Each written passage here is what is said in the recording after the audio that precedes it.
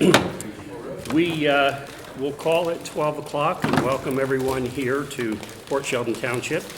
Welcome to Earth Day. For those of you who are tree huggers, make sure you go out and hug at least one tree today and be respectful of our Mother Earth. It's also the start of Passover, so if any of you practice that religion, you are to be welcome to have a happy Passover tonight. Other than that, we do have a quorum, and we are waiting on some information for our team. So, Jason, do you want to talk about your invitation here before we do roll call? Sure.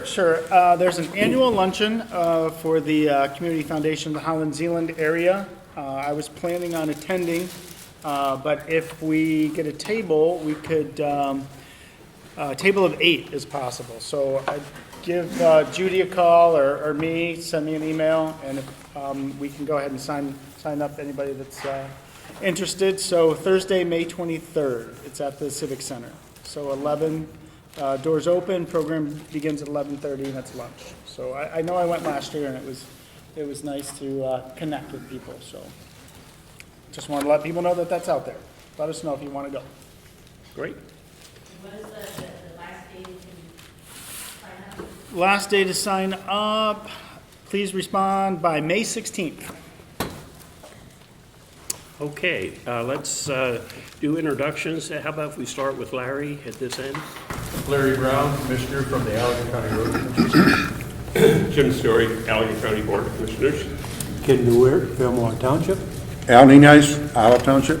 Steve Boltice, Holland Township. Kurt Van Koovering, Ottawa County Road Commission. Nathan Bach, City of Holland. Tom Bird at large. Jason Lakeman here at the MACC. Jim Gerard, Park Township.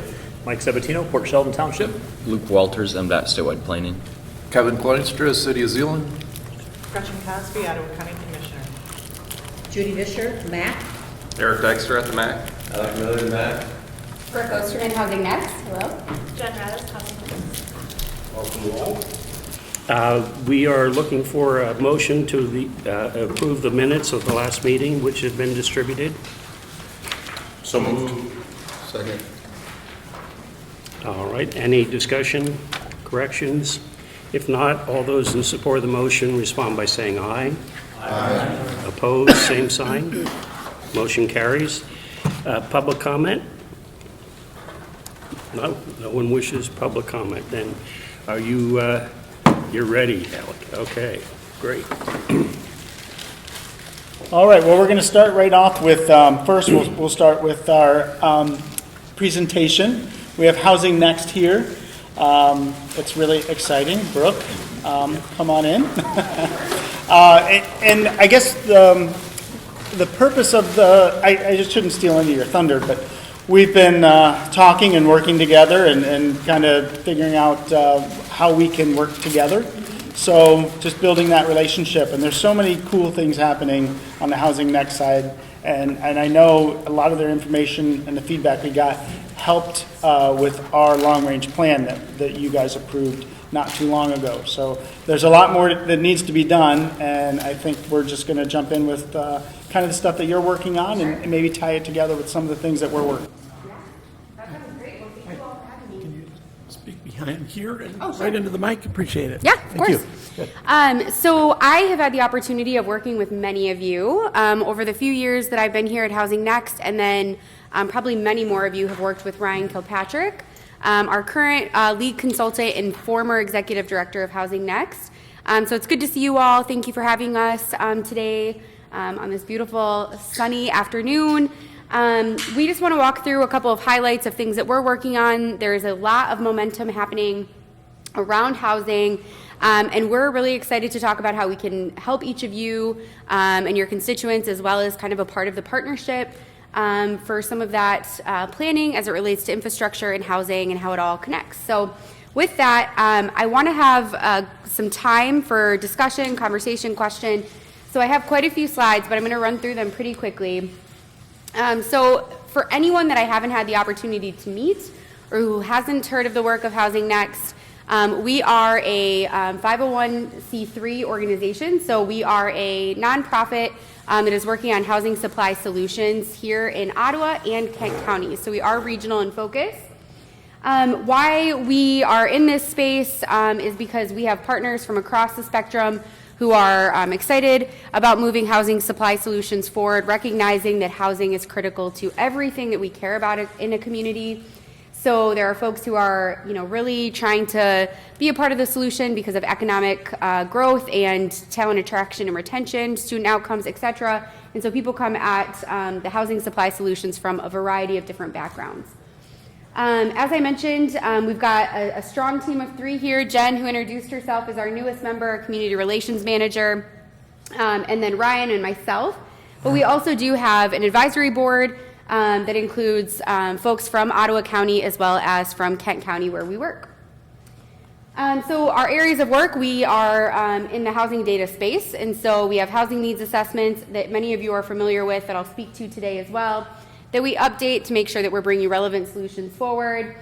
We provide technical assistance to local leaders as well as to developers, both for-profit and non, to help them access incentives and to really move forward their projects and policies that fit our mission of increasing housing supply. And then, of course, zoning reform. That's how many of you have connected with us, sharing best practices and helping local leaders to move solutions forward within their jurisdiction. And then things that we're also working on, statewide legislation, as well as gap financing for development as costs continue to increase.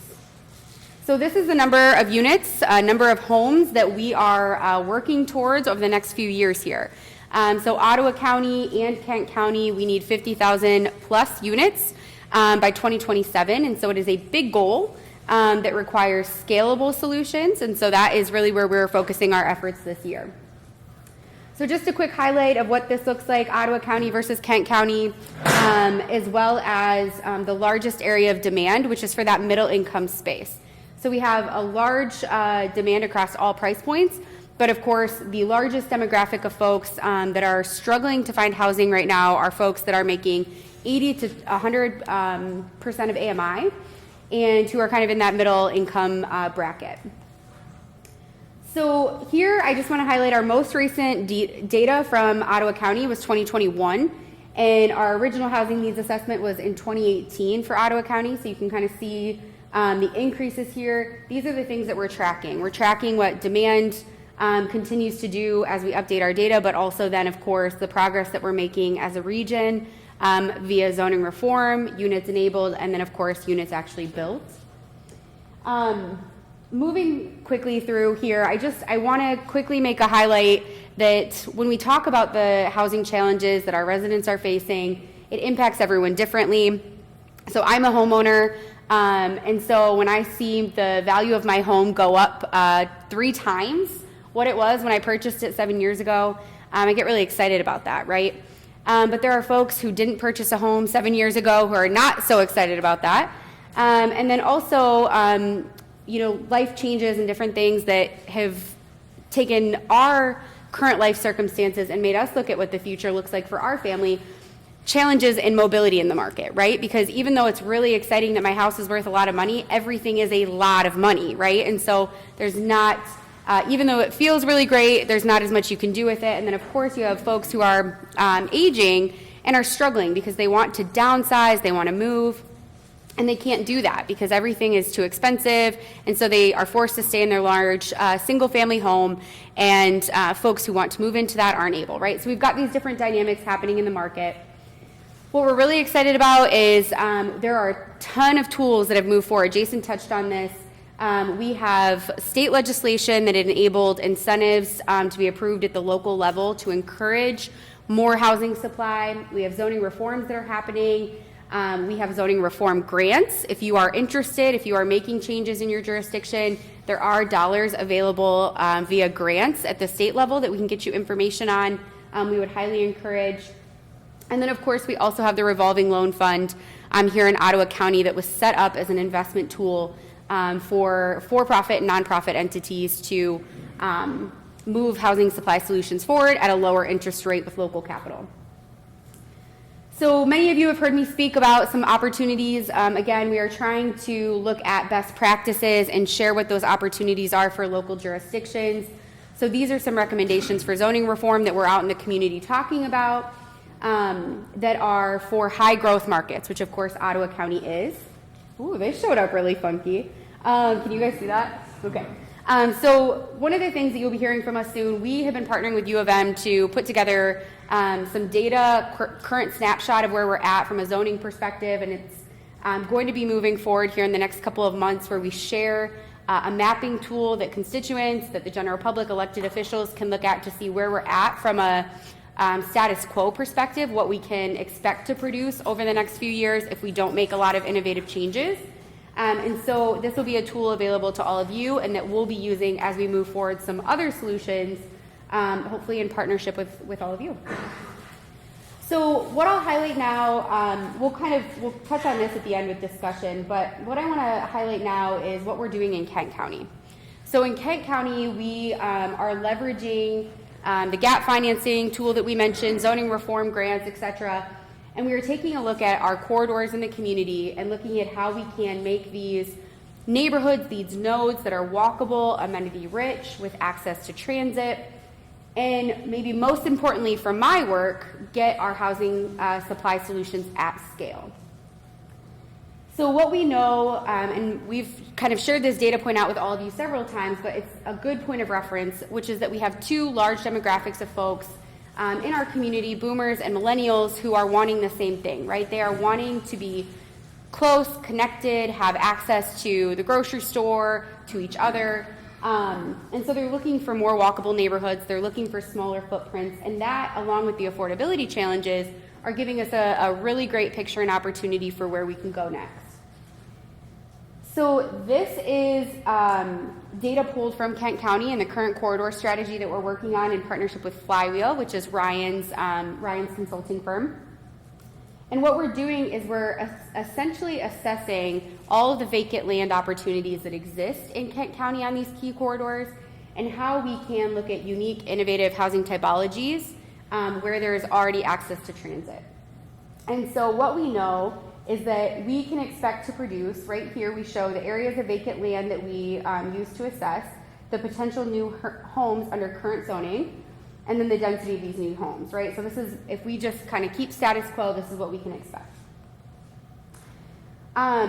What we know from the assessment and the zoning reform atlas, as well as our corridor work, we are seeing that there, of course, is great opportunity that currently exists, but that most of our properties, right, in the community, this is Kent County specifically, but would look very similar here, is zoned for single family, 96% in Kent County. And again, what that means then from a cost perspective is that we're looking at homes that are about $384,000, right? And as insane as that would have seemed a couple of years ago, that's on a lower end of what a lot of people are looking at right now, right? And so when we stay at status quo, we have the opportunity to provide those housing units, but it's going to be at a cost that is really expensive and not affordable to households earning less than $100,000 a year.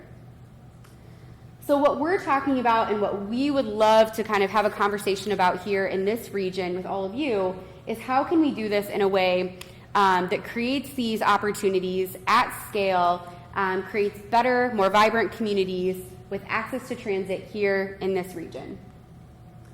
And so what we're talking about, I think I showed this one already here, but we're trying to assess what it is that we need from an affordability perspective, but also what people are asking for from a preference perspective.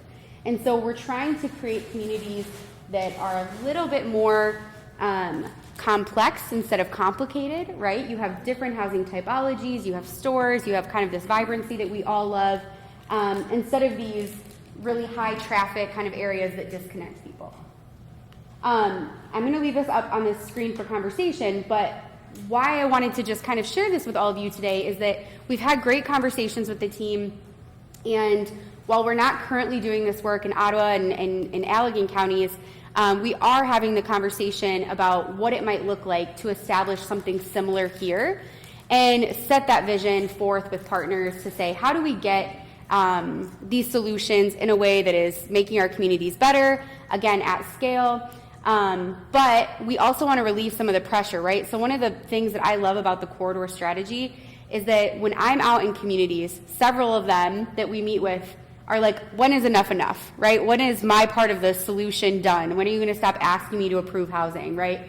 And so what we're trying to do is really say, in order to meet demand, we know we need this many units. Where are they going to go, right? Where are they going to go in a way that is allowing for greater tax value, that is allowing for a decrease in cost and infrastructure, relieving some of the pressure from those outlying communities, and allowing for a more scalable solution that doesn't impede on every community's character and really allows us all to kind of grow together. So that's the vision. That's what we're hoping to do. We have great buy-in in Kent County, but again, we are trying to look at what those opportunities might look like here in this community and how we might support.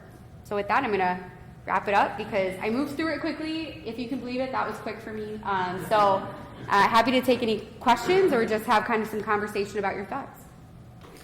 Well, I'll jump in really quick because there's so much data there, and this is so good. Like it just makes me excited just to know that you have this information. And I'll start, I know Mandy's not here, but at the executive committee level, there's a few times where I was like, oh, well, with our long range plan, and we can do this, and land use, and I started talking about how I can put a lot of stuff together. And she's like, well, Housing Next is doing that. So that's where we really started our conversations. Like, what data do you have, and what is it that you're doing? Because I don't want to recreate the wheel. But how can we support your endeavors? Like that's kind of where I am. And I know from a housing standpoint, we need housing. And using our travel demand model and what we're looking at in the future, I think some of these corridor strategies will be really, really good. So we started looking at some corridors, we started pulling some data together, but we thought, well, let's have kind of a kickoff meeting. I know you've probably been to the MACC before, several years ago, and you do know a lot of people in this room, but wanted to have that opportunity to have Brooke come and kind of maybe reignite that excitement in housing and corridors, and let people know that we are trying to come up with strategies.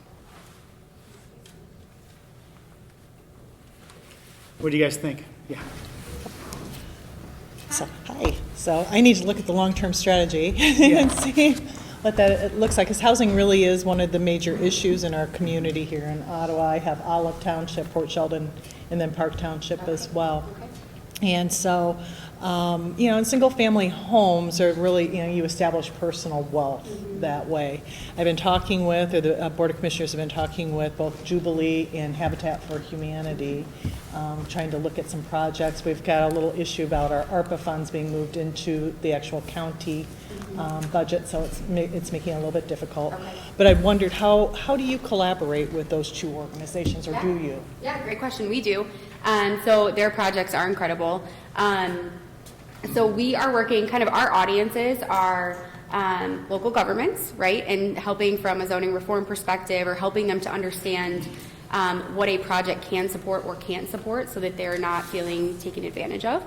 But then our others are for-profit and nonprofit developers. And so when we're moving forward any kind of solution like this, or an incentive or gap financing, we're having conversations with them, and they're telling us what they need. So the data informs what we're doing, but also they are communicating with us what their challenges are. And so the revolving loan fund came out of that. The incentives for the state incentives for support for increasing costs came out of that, right? And so whether it's connecting them with grants and resources, helping them with their pro formas, helping them with zoning reform, those are kind of the different ways we've supported. Right now there are grant dollars available, and so that has been communicated out to all of our nonprofit partners specifically, including Jubilee and Habitat, through the My Neighborhood program. And so trying to keep them connected and help them to kind of get on the forefront of those things, because they are often incredibly competitive. Of course. Oh, great. Great. Yes. Well, we're happy to be a part of or facilitate anything that would make sense, but they are doing wonderful work, and we are in conversation with them quite routinely about trying to plug them into new resources to continue to make their projects affordable. So, Thank you. Thank you. Thanks. This is the third time I think I've heard I think some so, variation of this yeah. from you. And I think this is the perfect environment for this because while we've talked about it at Holland City Council, we know that along with transportation, housing is a regional issue. You know, that people are not going, I'm only going to stay in this particular area. And as we were talking about before the meeting, we were talking about traffic on 8th Street. Right. And Right. well, that particular section of 8th Street that everyone thinks is in Holland is not actually in Holland. It requires communication between the townships. And as people are moving into the area, we all need to be on the same page. And I think you guys are a great coordinator with the data that helps us make good decisions. So thank you. Thank you, and thank you for all of your efforts. Are you doing anything with the property splits, like some of these large farms, that I can only split, was it 8 times? I mean, to me, this is an issue, but on the other side, we talk farmland preservation, and we're competing against each other, and what we need to do is reform that split law so we don't split up a 40-acre parcel into only 4 or 5 plots, but that we can have, 1 acres. I think that's one of the challenges we have with this is how do we get more land available that will be reasonably priced? Yeah, I think from our perspective, one of the things that we have tried to communicate out in both Ottawa and Kent County, because we hear this in both, is that our hope is that we're able to meet demand without having to impede on that, right? So we don't want to be competing with ag preservation, and I think that's where this strategy really came in, is how do we do infill development, how do we make better use of our commercial corridors, how do we incorporate all of that so that we don't continue to sprawl and continue to need to eat up those parcels, because we know that ag is critical to a community, but specifically to Ottawa County and Kent County. And so I would say that's where we really want to be having those conversations with folks, because many of our communities, right, it's ag and then housing, or housing and then ag, right? Those are that's what we're hearing in a lot of places. And so the conversation becomes, how do we do both? And this kind of strategy of identifying what are the key places for all of you that you have some additional capacity that could be more vibrant communities so that we don't have to continue to do that. That sprawl is what we're hoping for and what we're trying to move towards. It's a great point. And I feel like these corridors, it's a really good opportunity to have the not in my backyard, because it's an area that's already been developed and maybe there's been, Backyard, right? Right, yeah, so there's an opportunity there that makes it maybe a little bit easier to move the needle as opposed to starting, in the middle of a farm field that is now Right. zoned. Okay, yeah. Said something earlier about it being the character of the community. So yeah, being, like Olive versus Park, very different community, very different Sure. needs. Sure. Corridor planning might be more appropriate for one versus the Right, other. right. No, that's great. Yes, did you have a hand? I think one of the challenges we have in Olive Township is water and sewer. And we've got some developments going where it's not ag, it's perfect, right? But we're trying to get some aid from the Ukraine bill. A couple $1 billion would help us immensely. And I don't see no problem with that. Hasn't did any slip that in for you. So one of the things that we've been working with the county, and we're part of this corridor review is let's get where do we have water, where do we have sewer, start putting all that information on a map. And we know that some of that information, that isn't stuff that you share with too many people, but we're trying to keep it at a point where we can have some really good information where it can help come up with Inform some, where the housing goes so that Yeah. it's not. yeah. So then that gives more ammunition to you guys to say, yeah, this makes sense. We could rezone this area, or it's already zoned that way. Yeah. Now let's just jump right in, and it's not going to be super expensive because it already has water, it already has sewer. We can start doing some of that math to help. Well, or if that infrastructure doesn't exist in a place that, the goal is to put it where the infrastructure exists. But if you need to add or have any of those additional infrastructures, right, the other piece of this would be to ensure that we're moving kind of entities together and they can share the cost of that so that you're maybe benefiting as a community to have that infrastructure updated or created or whatever else by shared costs of the development that is going in. So, How much integration is there or cooperation with the state as far as toward these objectives? Because I know that I haven't tracked it lately, but there was a bill proposed to increase the Michigan Land Division Act splits for the first 10 acres to 20 instead of 4. And so it seems like a broad brush approach as opposed to this is more surgical targeted. Yeah. You know, maybe the state doesn't always solve things in the best Yep. mode. Yep. Great question. So the slide I skipped over. The way that the state is currently addressing housing is a little bit different than they have in the past. And so they established regional housing partnerships, and they looked at Housing Next, and then we have a partner entity in Traverse City called Housing North. They looked at us as models and then developed that as the strategy across the state, like these cross-sector partnerships. And so we lead West Michigan, which is, of course, Ottawa, Kent, Allegan, but also Muskegon and a 13-county region in total here in West Michigan. And so essentially what they tasked our organization alongside a few other partners with was identifying the priorities of the region, putting that into an action plan with the stakeholders from across the region, and then they funded that. And so $12 million was opened up on April 1 for development that fits the priorities of West Michigan. And so that is one way that they've kind of shifted their focus. And so we're encouraging folks to apply for that and to be really engaged in that process, but also to continue to tell us what kind of policy changes need to be made at the state level to allow for you to continue to do your work. So they're taking a more local approach where they're saying, tell us what the priorities are of the region, and then we're going to put that into action based on stakeholder feedback. We are just at the beginning of that partnership, so but it is a 2-year commitment that they've made, and so there will be a second allocation in October for that My Neighborhoods program. So they're starting to shift that way and take a different approach. So yeah, we're hopeful. Yes. I think the biggest misconception, and you started right out with it, was vacant land. Agriculture isn't vacant land. Right. And coming from the community I come from, agriculture is very vital. We all had a very nice sandwich here today, but it did come from a factory. It came from ag land. We promote preservation very highly. It's just sad that people just think that a field is vacant because it's agriculture. It's producing something. So completely understand. The analysis that we've done and how we've identified vacant does not include ag land. So that is not something that we would want to do here in Ottawa County as well. We'd want to mirror what we did in Kent County. So what we're focusing on is infill opportunity where commercial development already exists and where there's vacant parcels there, not on ag land. That would be left out of our analysis of where residential should go. But it's a great point. Yes, sir.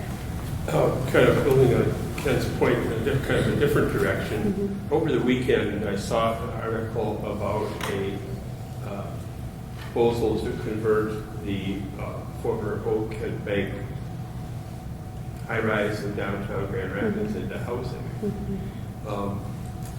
And I'm just wondering if that is the type of housing that fits within your model as to focus on rather than just new build.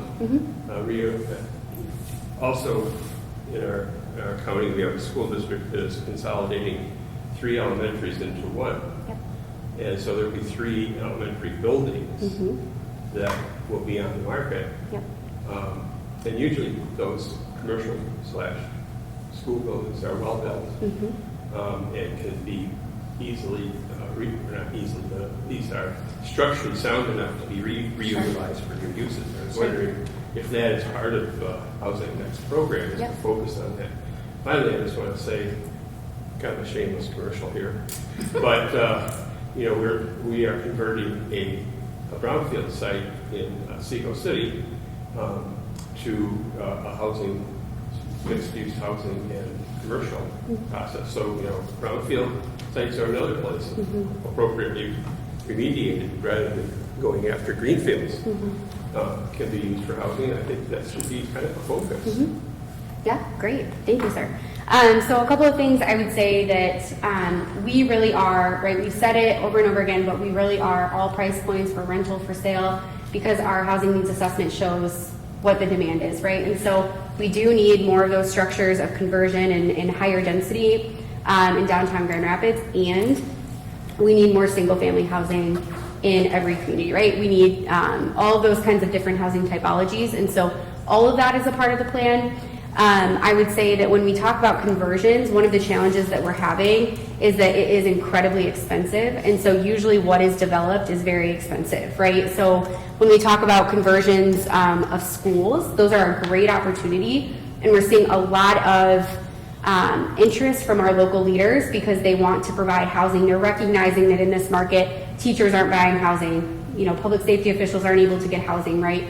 And so we're seeing a lot of intentionality around school districts and municipal leaders who say, we own property, how do we do something affordable? What I'll say is that with continued construction costs, interest rates, all of those things, labor shortage, all of that is playing into really expensive product, and then converting a school or converting an office building has proven to be expensive. And so oftentimes then what happens is it's either created for the people who can afford it, so people paying a lot of money, or it's highly subsidized, right? And so those are kind of the tensions that we hold in the work that we do, is those things are incredibly important, and we have a couple of projects we're really excited about that we're working on that fit in both of those places.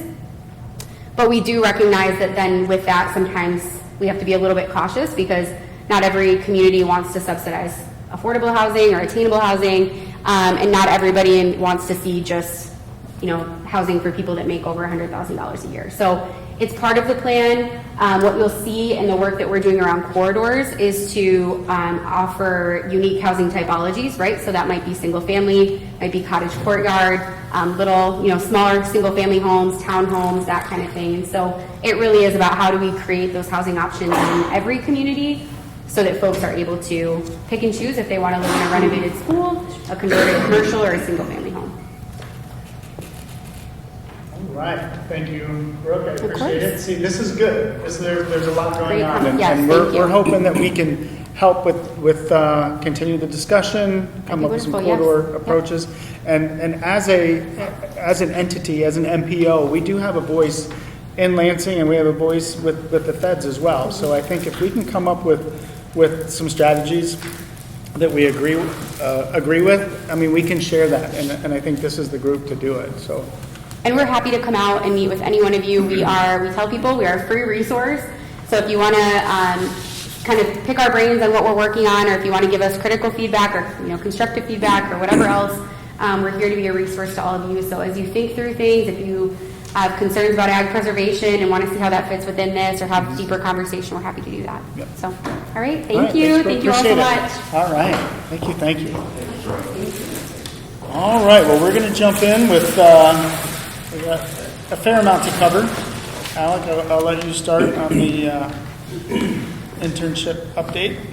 First, I have the perfect segue. A little coincident. As of yesterday, my beautiful rental that I've been in for 2 years, my landlord said he got engaged and he's going to move in. So, back on the housing market.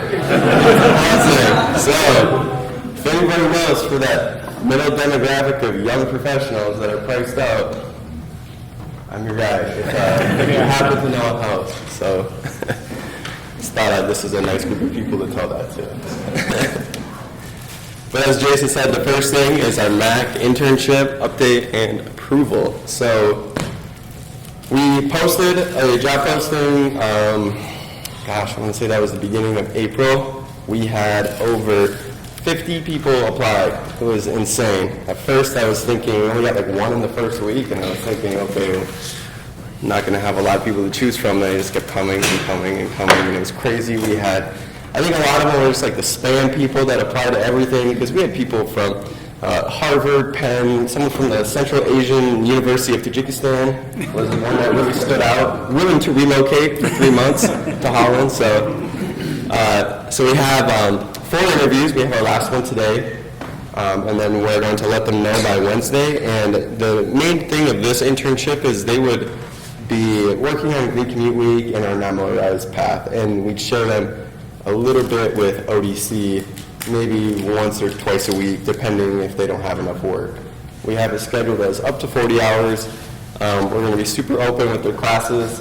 I had an internship like that when I was at Grand Valley, and I absolutely loved it, so I know their end, it's good to be open with it. Anything else about that? I think that's... So yeah, we do that's need about it. approval for that, for the official hiring of it. Yeah, so we're hoping that the start date mid-May. May 13th to October 8th Yep. is what we're going for. So yeah, definitely ran this by the exec committee. We got good feedback. We feel like it was a good posting, and a few of the candidates are amazing, like literally amazing. Yeah, there are two right now that are just, I we're all torn for who wants who for Yeah, it. But right. we still have one more interview too. So, and we think that person will be amazing too. So it's exciting to have that level, that quality. So what we're hoping to do is get a motion on the table so we can approve us to hire the intern. And I think if you didn't say this, did talk to MDOT, and our consolidated planning grant will support this position. So that's in the budget already as our consolidated planning grant. So, Approval. all right, we got approval. Support. And we got support. All right, so all in favor of the motion and that's been supported, please respond by saying aye. Aye. All right, and opposed, same sign. Okay, motion carries. Thank you. All right, thank you. The next is the Unified Work Program. I'm currently working on that. It's a pretty basic document. It just goes over all the tasks and procedures and objectives of the year. It's like a 50 to 60 page document. We have 5 sections in it.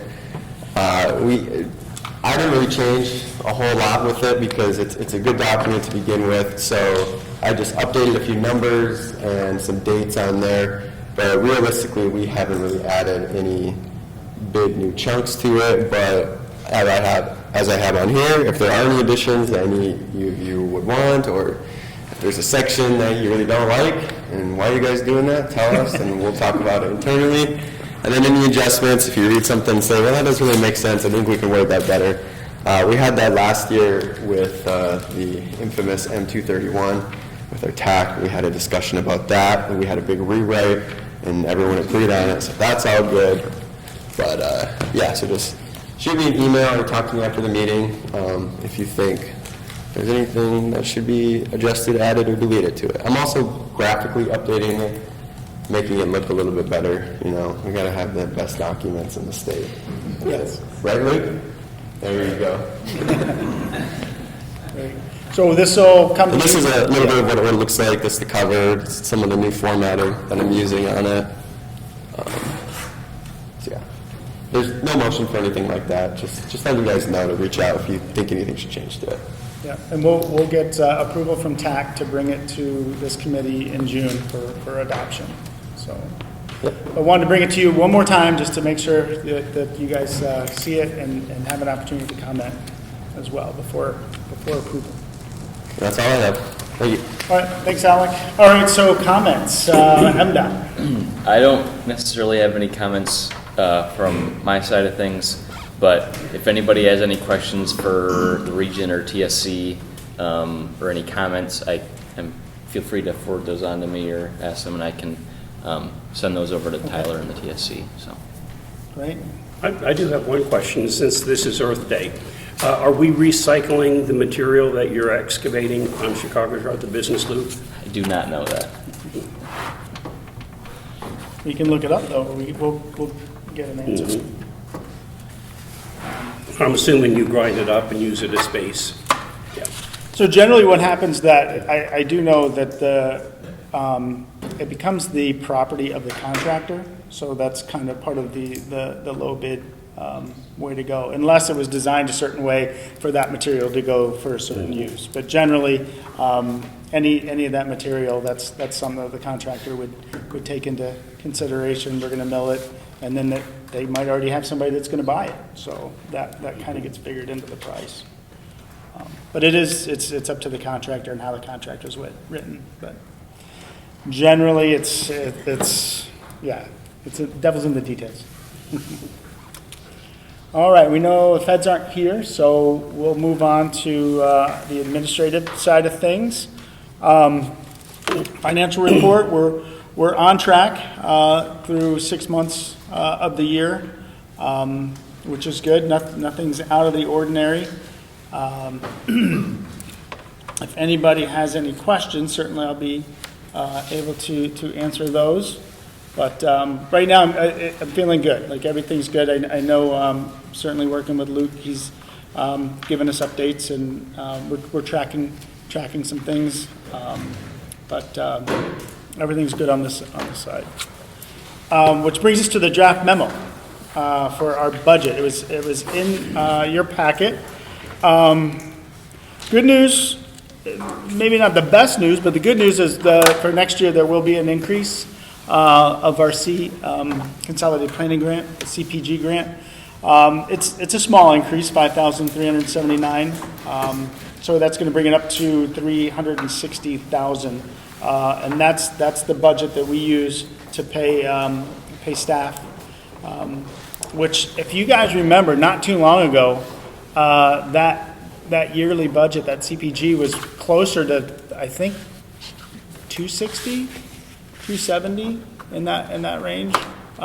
So that's a much better number. So we're in a good position. We've made a lot of changes over the last couple of years, working with the Michigan Transportation Planning folks, and we're sitting really good at the MACC right now. The CMAC data and asset management, those are all unchanged. They're staying the same for next year, which is doable. That's fine. We can get all of our data collection done for $17,000. Asset management, we're doing that in-house now. Last year we did it in-house. A few years before that we were contracting that out. So we're doing good there. Up next is, I'm going to go to executive committee report. I think most of the things that we discussed at our exec committee are in our agenda right now. We discussed the hiring of the student assistant, and we also talked about a few other things, but right now, how about we talk about the employee handbook? A couple changes that we discussed and wanted to bring to the full board was the idea of adding 2 floating holidays. I know the state and the feds have several holidays more than what we have at the MACC. So those days that we're in the office and we want to call Luke, we don't call him because he's on a holiday of whatever it happens to be, or the feds. So I know Tom Unk said that the township has 2 floating holidays, is what they do. So the exec committee and we had a nice conversation about it. We felt that this would make sense to have 2 additional floating holidays that could be used at the employees' choosing, whether it's a federal, state, or religious holiday. The second one that we discussed was like a gym membership. So we thought it would be really nice to have some of the perks that aren't too expensive. We don't have hundreds of employees, thankfully. We only have a handful of employees. But from a health and wellness perspective, having a gym membership, would be nice. It would get us a little bit more competitive. I can tell you that a month doesn't go by that I either don't get a call from another executive director at an MPO, or that we see a position posted, and there's all these perks that Grand Valley Metro Council has this, the Flint MPO has this, and it's so trying to just have keep us where we need to be in terms of attracting, keeping, retaining talent. We at the exec committee had a good discussion about it. Appreciated that feedback from the committee, and this is what we came up with. Just adding this blurb into our employee handbook. So that would be one family membership per employee, up to $200 a month. I know The high end is $300 a month, but we felt that that was a little bit much, but we wanted to put a cap on it versus just saying that, join a membership anywhere. But those are the two proposed employee handbook changes. Is there any comments or any questions about that? Because we're looking for a motion to make those changes and update the handbook, which I think the last time it was updated was in 2021, a year or so before I got here. And I think that changed the PTO. I think we went from sick vacation to just one PTO. And just a question, because I don't know, how many total employees do you have?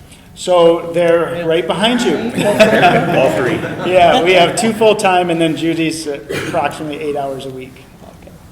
Yeah, my health membership is free, silver sneakers, just saying. Yeah, she doesn't get it. She's just, I think you should just hire retired people. yeah. Yeah, there you go. Come on now.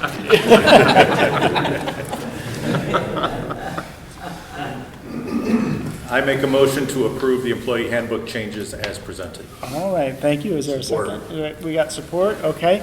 So all in favor of the motion as approved and supported, say aye. Aye.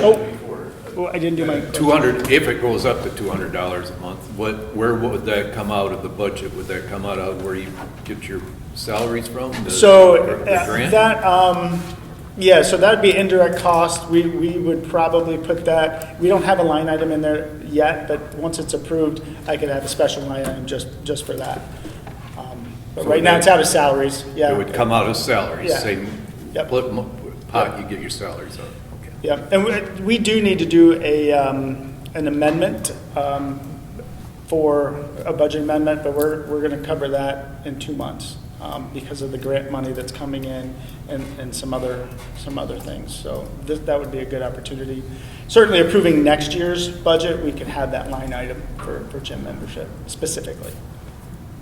Just come out of benefits, correct? Yeah, it's that section. All right, so approved, supported. Any other comments? Okay, then all in favor, please respond by saying aye. Aye. All right, thank you so much. And opposed, same side? All right, motion passes. Thank you.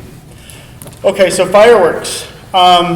We were hoping to have a final number for you guys today, well, a week ago, and we didn't have it, and then we thought, well, maybe it'll come in between last Monday when the agenda went out and today, but we still don't have a finalized number.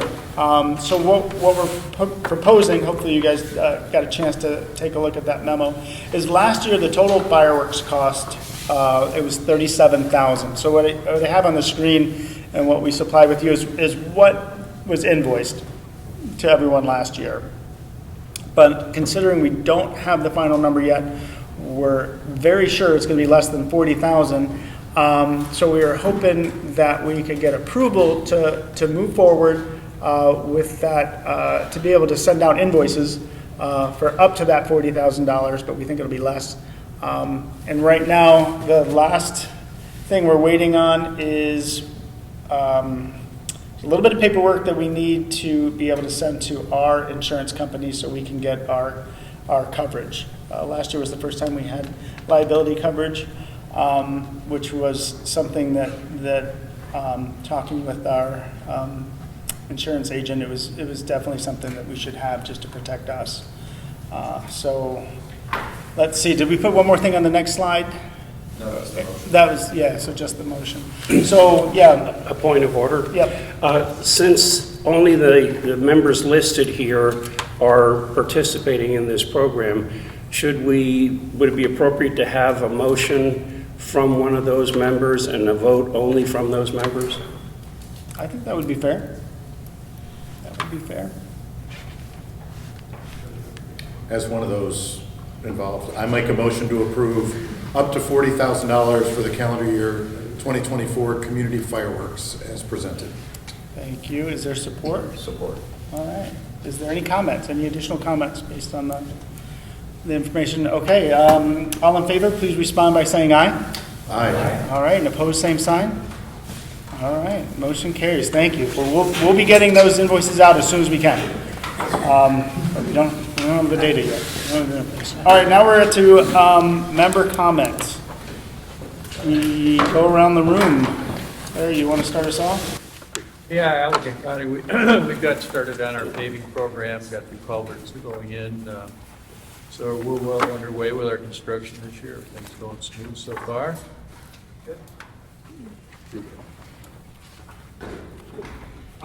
Tomorrow, we've had a task force working on studying our underground aquifers in the county. They've been working at it for the last 3 years, and with some professional engineering assistance. And tomorrow at 4 o'clock, they will be presenting their report on both the condition and the adequacy of aquifer supplies in the county. Since all but one of our member units use well water, for supplying municipal systems. It's an important inquiry for us to have made, and I look forward to receiving those results. And then later this week, on Thursday, we will be interviewing a candidate for our vacant health director position in the afternoon. And in the evening, we'll be interviewing candidates to join Mr. Brown on the road committee.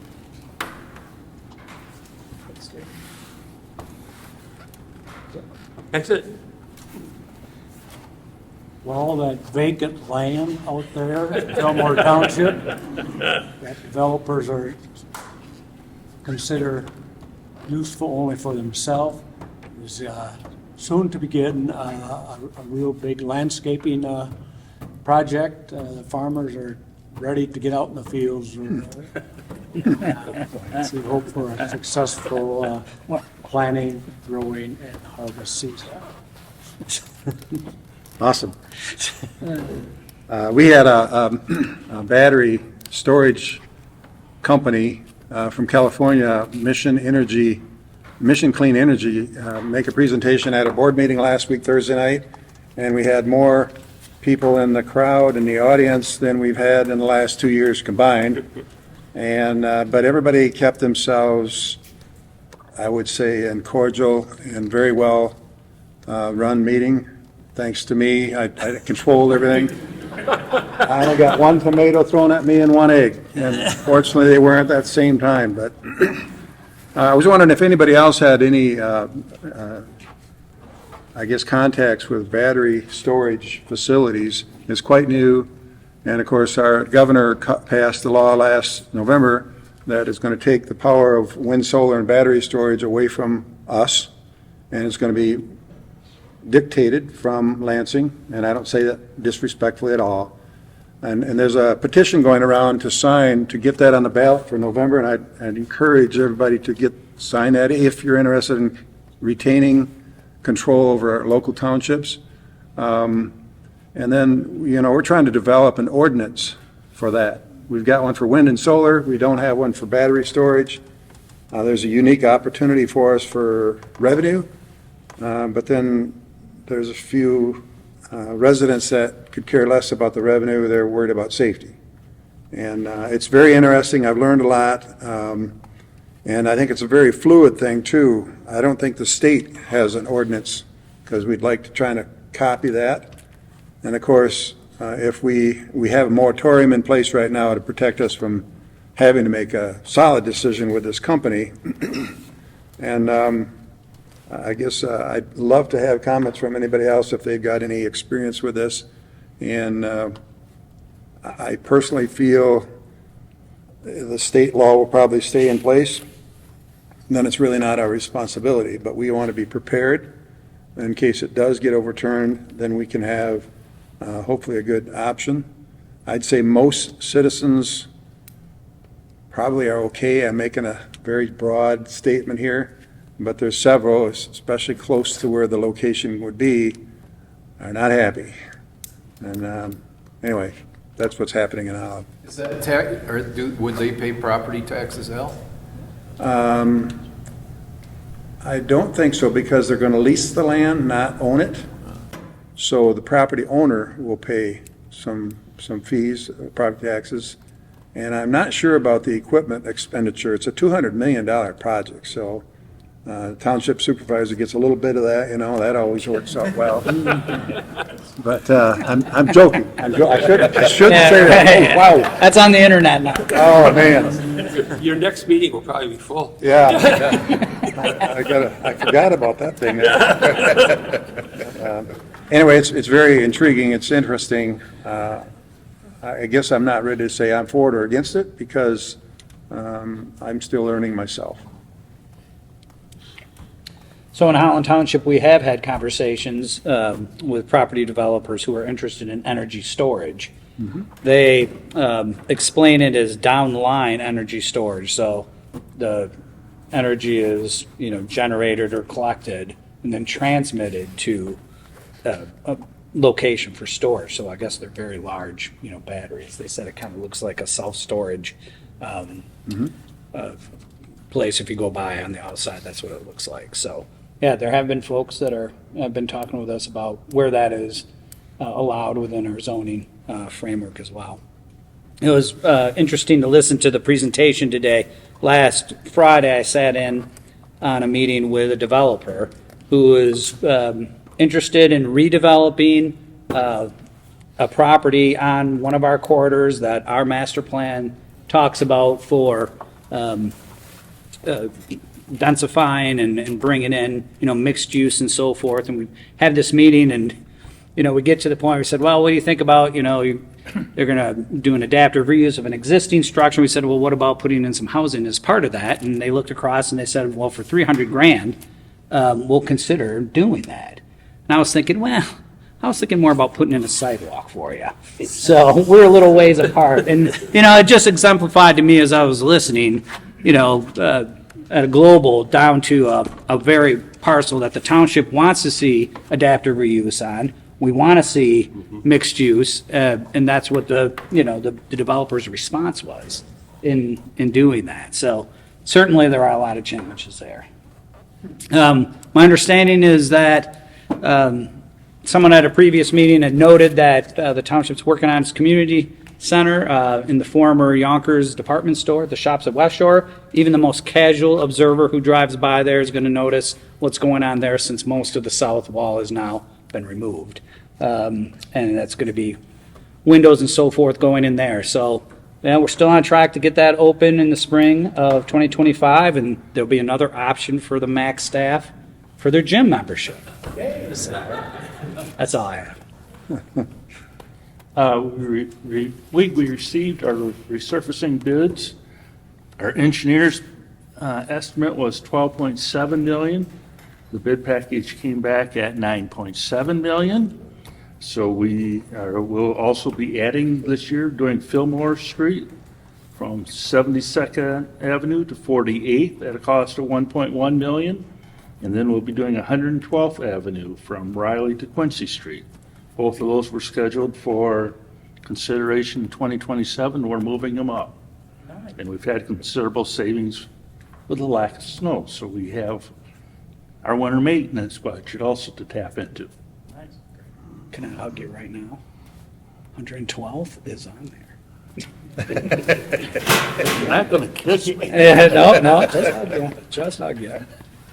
That's fabulous. Budget season, we're hoping to approve city budgets next week, Wednesday. Balanced budget, about $330 million, including the DPW budget. No tax increase, although everybody says their tax bills keep going up, and I think that's because we keep having those property values rise in Holland. $88 million in infrastructure projects next year alone in the city. Two of those, one we break ground on tomorrow, which is the Holland Ice Park, and that's about an $11.3 million project. And between the private donations led by an over $1 million donation from a retired West Ottawa school teacher, Frank Cry, additional donations, some ARPA money, 9.3 of the $11.3 million is covered outside of City of Holland taxpayer dollars. Also, we continue to work on our citywide fiber broadband project that we were able to fund through the infrastructure through a millage. The voters approved that millage about a year ago. It will not show up on their tax bills until this summer. We held off as long as we could on levying that until we actually started getting that in the ground. And then third, as I've been told by MDOT and other folks, all roads lead into Holland for tulip time. So we expect to see the tulips are going to be absolutely fantastic. I say that every single day of the year. I don't care whether it's for next year. They're going to be great next year too, by the way. But we've hit that zone where pretty much anything can happen with the weather between now and the festival. The tulips should be spectacular. If we get really good weather on those weekends, unless you have to come into Holland, you might not want to, because as we already talked about, we're starting to see traffic snarl already because of the road construction projects that are going on around the area. So that's all I have. Good, thank you. Nothing? Nothing? All right. Okay. Well, thanks for being here. Glad to host. And lots of things happening. Port Sheldon continues to be a busy place. We have our centennial fast approaching. It seemed like it was a year or two off, and now it's coming up here in June. We have a lot of stuff planned for that. We've got a mini museum historical display going to be set up in this room with just pictures and stuff from all around the township. We're getting submissions from folks too, so that's really cool. As well as a veterans honor wall, where it's honor veterans who have served in the township, living and past. And then also we have car and tractor show going to happen on the Friday night prior to our June 1, like the event with all the food and games and bounce house and fire department with all the trucks, and just kind of a big Saturday festival day that we normally do a Summerfest, but this is kind of a blown up version of it. So that's kind of been a lot of planning going into that. And then additionally, we have our master plan revision process and economic resiliency response plan that is officially underway. We had our first meeting with the consultant, and our stakeholder engagement meetings will begin with Housing Next is gone here, but Housing Next and the MACC and other key stakeholders, as well as residents and folks in the area. Well, those will begin, I think, starting next month. Part of that, the housing part of it was interesting to hear, and how that connects. So it'll be good to get that process going with the folks. Also, our dredging is complete. So if you're boating from Grand Haven or Holland, you can get in the channel now without worrying about running into the sand. That is completed. So we're glad to see that happen. That'll hopefully make it a little nicer going in this summer. What else we got going here? Oh, yeah. So we have our short-term rental ordinance was passed last part of the year, and now we're into the stage where we're getting the implementation process and strategy laid out, so that by January 1 of 2025, when it's required to be registered, we're up to speed and hopefully have most of them registered by then. And so we're working through that process. We did decide on our park naming because we have some new playground equipment out here that we'll be dedicating the 18th. Of May, and so we talked about naming Centennial Park was struck off the list of options, so that didn't get much review. We're putting that into a kind of a contest with the community though, so that'll be fun. Oh, and we have an art contest for our Centennial as well. So yeah, a lot of stuff going on, keeping us busy. We do have potential battery storage is one of the outlined possible uses that consumers identified for some of the land that they were going to retain. Already kind of very commercial industrial area, so I don't know what the feedback will be, but definitely we'll be talking. So yeah, and then we have a library millage that's due, so we're putting that on the ballot for August. Because yeah, a lot of stuff, yes. Like I said, the docket's never dull, so yeah. Very good. All right. City of Zeeland, we started the continuing our snowmelt project, and we've got 2 blocks to do this year, and so our main street is a mess, but you can get through it now. It's open, and there's some parking on Main Street even, so hopefully we can keep that up throughout construction. Alec, you probably might be interested in this. New apartments opening in the Sly building, so there'll be 48 new apartments in there, and in all in our downtown area, we'll be, by the end of the year, hopefully, we'll have 100 new units, including the Sly building, of new apartments, where repurposed buildings or property that used to have buildings on it are going to have new buildings, so mixed use. So we put it all to good use, so we're looking forward to that. All right, so our newly appointed board and committee members begin their term of service this month, so thank you. Board of Commissioners meeting, much publicized, will be tomorrow in the evening, and, we ask for your prayers. Our interim county administrator continues to impress our county team members. He's doing brown bag lunches. He's taken that back up again. He's an excellent listener. You can tell that he's got 30 years of police public service. He's good at conflict resolution. We're starting our planning for budget season as well, and then also strategic planning committee will meet, and that's kind of an all participants at the leadership level will be involved in strategic planning. And I did meet several of the chairs of committees with Brett and Pat from the Road Commission, and they did explain that they were able to do more road projects based upon the salt savings from last winter, having a mild winter. So, and Juvenile Justice Center is on track for opening. I think it's late spring, early summer. All right, well, I think that just about does it, unless anybody else has anything else for the group. All right, well, then I'm looking for a motion to adjourn. So moved. All right, and supported? Supported. And all in favor? Aye. All right, thank you. And just for those who are not familiar with our schedule, we do not have a board meeting in the month of May because of Memorial Day. So we combine May and June and have the meeting on June 3rd, which will be at the City of Holland. Yeah, and that's an important one because that's budget approval and Unified Work Program approval. Our Unified Work Programs actually due June 1st to MDOT, but they give us a couple days every year. Yeah, thank you. Thank you. All right, thanks, everybody.